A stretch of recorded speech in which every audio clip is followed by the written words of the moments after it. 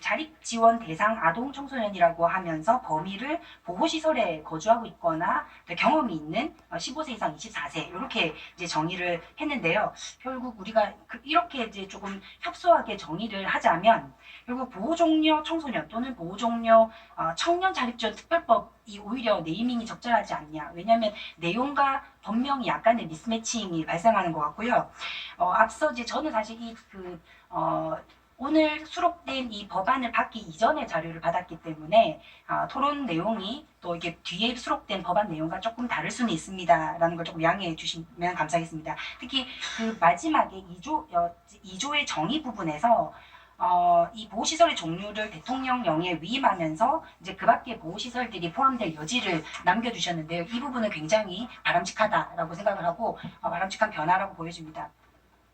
그런데 다만 이제 사실 이 특별법이 다른 법률에 우선돼서 적용되기 때문에 앞서 여러분 지적하신 바와 같이 이제 개별법을 근거로 자립 지원을 받던 아동 청소년에게 결국 어떤 유불리가 있는지 그리고 어떤 유불리가 있고 이 서비스 전달 체계 개편이 불가피한 상황인데 결국 실익이 무엇인지에 대한 좀 면밀한 분석, 에비던스 베이스의 분석이 필요하다라는 생각을 하지 않을 수가 없습니다. 뭐 예를 들면 뭐 24세 이하 그 청소년 한부모까지 여기 이제 포함이 되어 있는데요. 한부모 가족 지원법에서 지원받던 이 한부모 자립 지원이 결국 이제 이 아이들은 18세 이상 이하의 자녀를 양육하는 24세 이하의 청소년이죠. 그러니까 이 청소년들이 청년기의 과업과 양육자로서의 역할을 적절하게 수행할 수 있도록 이제 맞춤형 지원을 했는데 결국 이 특별법이 우선 적용되기 위해서는 이 다양한 그 개별법들에서 지원하고 있는 자립 지원보다 훨씬 더 두텁고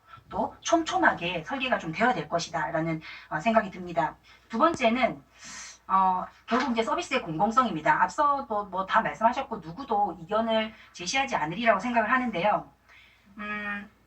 결국에는 이 그 자립 지원이란 것이 아동이 청소년이 혹은 청년이 성장하는 과정에서 어느 특정한 연령, 어느 한 특정한 시점부터 시작해서 완성되는 과업이 아니지 않습니까? 그러니까 보호체계 전반에서 자립이 끊임없이 시도가 되고 다시 돌아가고 또 심리 정서적 지원과 또 자립이 시도되고 이런 과정 속에서 반복되는 과업이기 때문에 결국 이제 뭐 민간 위탁은 당연히 아니고 그 시군구의 공적 보호 체계 내에서 요보 아동과 위기 청소년을 아우르는 이 공적 보호 체계 내의 고유사무로 자립 지원이 설계되어야 한다라는 생각을 하고요. 그런 측면에서 보자면 결국 우리가 지금 자립 지원 전담 기관 아동복지법에서 뭐 지방자치단체가 설치해야 된다라고 하고 있지만 결국에는 7개 시도에는 여전히 자립지원 전담기관이 설치되어 있지 않죠. 그래서 우리 그 제정안에서 그 설치하여야 한다고 명시를 하더라도 결국 이것이 지금 현재 지방사무로 이루어지고 있고 구피 투입이 되지 않고 있습니다. 뭐 이런 상황이면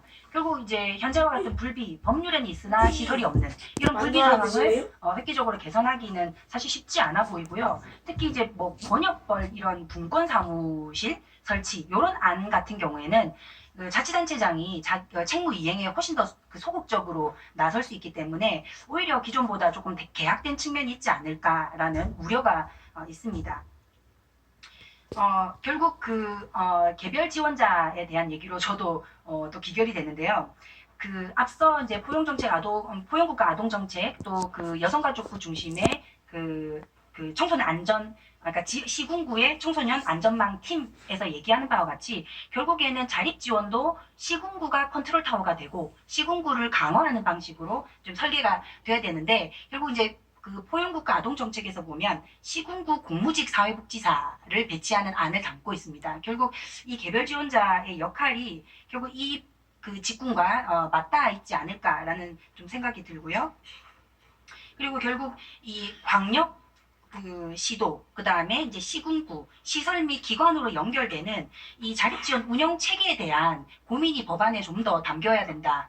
그래야 이제 작동 가능성, 실현 가능성이 담보될 것이다. 지금은 굉장히 복잡다단하고 설명을 드리기에 정말 1박 2일이 걸릴 정도로 아동 청소년 복지 지형이 굉장히 복잡합니다. 그래서 그 각 시설에 들어가 있는 아이들의 특성, 거기서 이루어지는 자립지원의 서비스의 유형, 분절, 사각지대 이런 부분들이 좀 더 면밀하게 검토될 필요가 있고요. 예, 결국 결론은요. 이런 복잡다단한 결국 이제 또 다른 사각지대를 양산하지 않기 위해서는 현재 지형에 대한 좀 더 심사숙고가 필요하다. 그래서 정책 대상을 어떻게 가져가야 되고 아동, 청소년, 청년에 이르는 이런 생애 전반기의 친구들의 자립 지원이 정말 정책 실효를 거둘 수 있게 해야 된다라는 생각이 들고요.